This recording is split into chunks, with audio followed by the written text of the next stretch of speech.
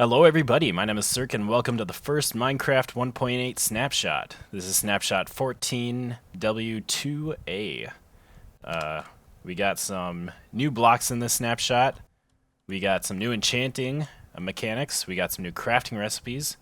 And we also have new villager stuffs. So let's take a look at this. We'll start with these three blocks here. These are the new stone variants. We have granite, we have diorite, and andesite. And you can find these three raw stones in the ground. They spawn in chunks about as big as coal, and they just spawn randomly. So here we have some andesite, and there's some diorite. No granite in here. You can craft these three blocks into the polished versions of themselves by putting four together like that, and then you get polished. Pretty cool. You can also craft the raw versions using cobblestone and quartz. So you can take cobblestone like this, quartz, and it will give you 2 diorite. And then you can take cobblestone and diorite, just like this, and it will give you andesite. And then diorite and a quartz will give you the granite. Another cool block they added is this slime block right here. And this has a cool feature. When you fall from it, you will bounce on it, which is very cool. And you can hide it underneath carpets and still have the same effect.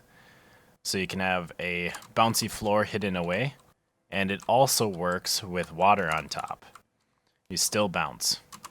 And one thing cool about this that I figured out is when you fall on it, and if you jump right once you hit it, you don't bounce as high. So you can kind of use it as a way to stop fall damage. Like if you want to get down to your mine, you can just jump and then step off. Well, there I actually flew, but it does work if you just jump once, and you can get off and go into your mine or whatever. And even though this block is semi-transparent, it is actually a solid block. Like as I can show here, it actually is. The block is powered by the redstone, so it is a solid block there, or acts as a solid block. And to craft this, it's pretty easy. It's 9 slime balls in the crafting table, like most other blocks, and you can also uncraft it. So you can use this for storage as well. Another big thing they changed is they revamped the enchanting. So here's the new interface. We now have 2 slots over here. We still have the 3 levels, but we also have this 1, 2, and 3. And as you see in this tooltip, it says that this one requires 3 lapis lazuli and 3 enchantment levels. So to unlock these levels, each level, you need at least this number of levels. You'll need at least 7, 19, or 30 levels.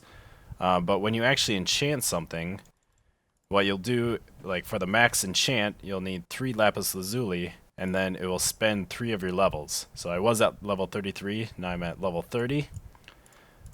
So we'll do that again. Do the 3rd tier enchant. Do that, and now if we try enchant again, we cannot, because the level requirement is 30. So we can no longer do the 30 level enchant. And then they also changed some anvil stuff, the repair costs. Basically everything has become a lot cheaper. Like it only costs one level to rename most things, except for enchanted items. I guess that one's still 1.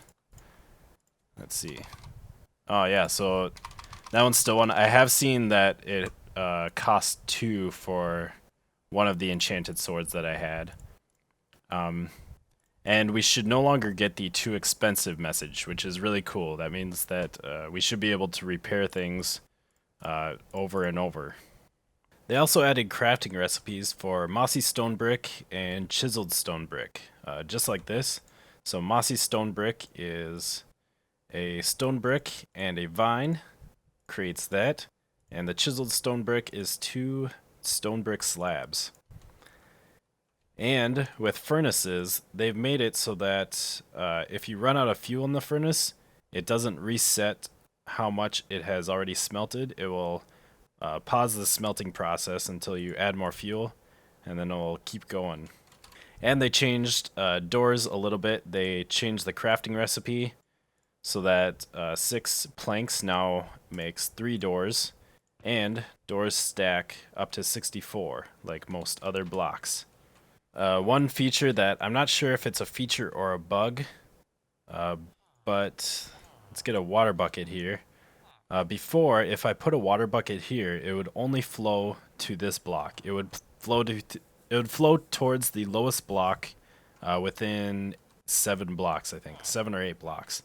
But now, when I put this down, it will actually spread out, and so that could be a problem for people who have some sort of like decorations or farms that kind of rely on the water going towards a certain area, and also for like waterfalls that generate in the world, the water will spread out a lot more than it used to.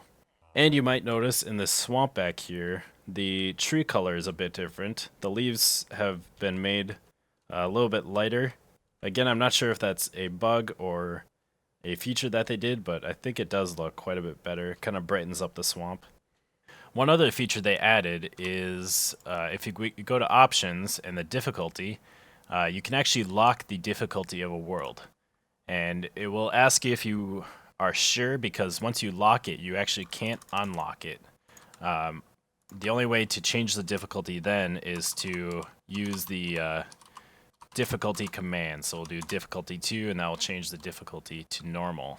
They also did some changing with villagers and improved their trading. First of all, instead of just farmers, butchers, librarians, and blacksmiths and priests, we got some different subsets. Here we have an armorer, we have fisherman, weaponsmith, cleric, which clerics are very interesting. You can trade them rotten flesh for emeralds, and let's see. And you can also get lapis lazuli from them, which is very cool since the enchanting now requires lapis. We also have leatherworkers, shepherds, toolsmith, and fletchers. So all of these villagers will have trades that that go along with their profession. Like Fletcher's gonna sell stuff that has to do with arrows and bows.